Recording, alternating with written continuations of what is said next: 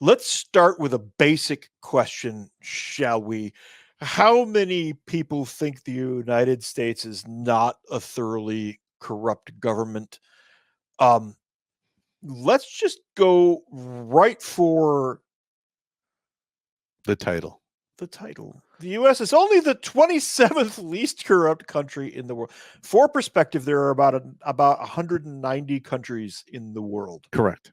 I think, and most of South America, most of Africa, and most of Asia are pretty damn corrupt.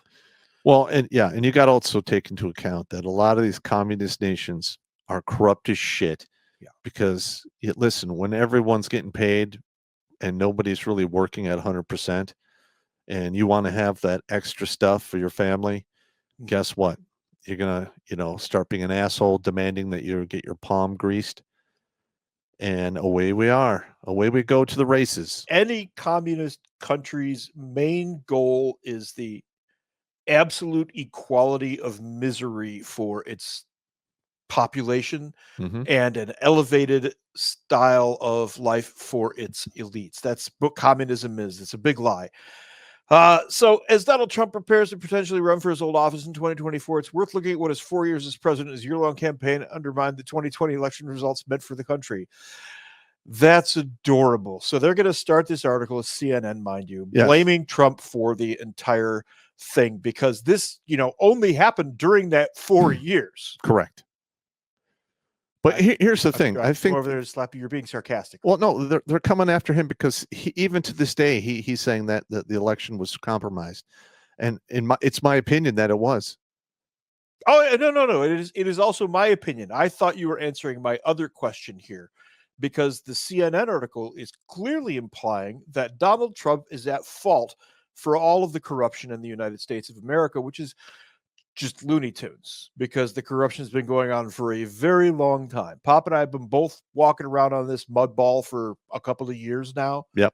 And we have seen, I would say more than enough. It started to become blatantly obvious during Obama. Yep. And before that, it was more subtle.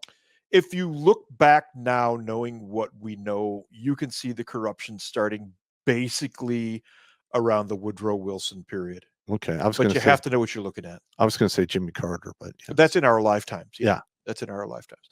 Consider a new study from Transparency International, an independent nonprofit group. There seems to be a lot of those that get involved in a lot of this stuff. Works to expose the systems and networks that enable corruption to thrive, demanding greater transparency and integrity. So it's a communist organization. We got it. The United States comes in a tie for 27th place with Chile. Wow. Chile is fucked up. Congratulations. You're a third world South American country. Yeah. That's pretty creepy. By way of comparison, the least corrupt countries, Denmark, Finland, and New Zealand, all have a score of 88. Amongst the countries with healthier scores are many of the major democracies of Western Europe, including Germany and the United Kingdom. The United States Corruption Perception Index scores has been on the decline for several years. In 2015, the U.S. was at 76. In 2016, 74. By 2020, the U.S. was down to 67, where it remained in 2021.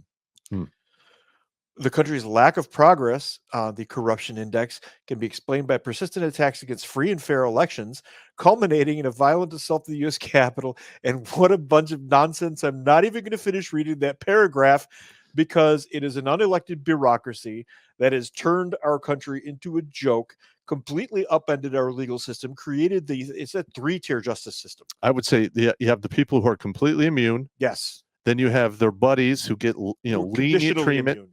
They're semi-immune. Right. And then you have anyone else gets fucking the finger up the ass and sent to big boy and pound you in the ass jail. If you try to get justice, you can't afford to get justice. I mean, they're literally trying to put some of these guys from J6 away for 20 goddamn years. I'm aware. My situation, I'm not going to rehash my whole situation. I just want to stick the price tag on it.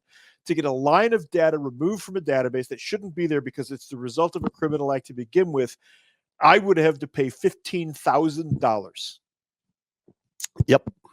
To have that line of data removed from a database. $15,000 for an attorney. That's what a 3-tier justice system looks like. You can get screwed by the government all they want, but you can't afford to take them on. You can't afford the Yeah, points. and that needs to be fixed. You should not have to lose a house to get access to your constitutional rights. Yeah. And listen, again, a lot of this has to do with that qualified immunity shit. Absolutely. And one of the main reasons we are where we are is there's a bunch of judges out there basically breaking the Constitution, legislating from the bench, and there's basically fuck all you could do to them. That needs to get fixed because that is completely wrong. Yeah. In my opinion, of course. Yeah, absolutely. Absolutely. So now that we've established that we are on par with a third world South American country, let's do a little examining why. I feel CNN's article was a tad biased. It seemed to lay all of the blame at Trump's feet. Well, let's just be honest. Okay. Our entire mainstream media apparatus is completely corrupted from the top down, bottom up, and every fucked up layer in between. And anyone out there saying that they're, representing the right is nothing but controlled opposition, i.e. Fox News and Daily Wire. Yep. Pop, what are you trying to say?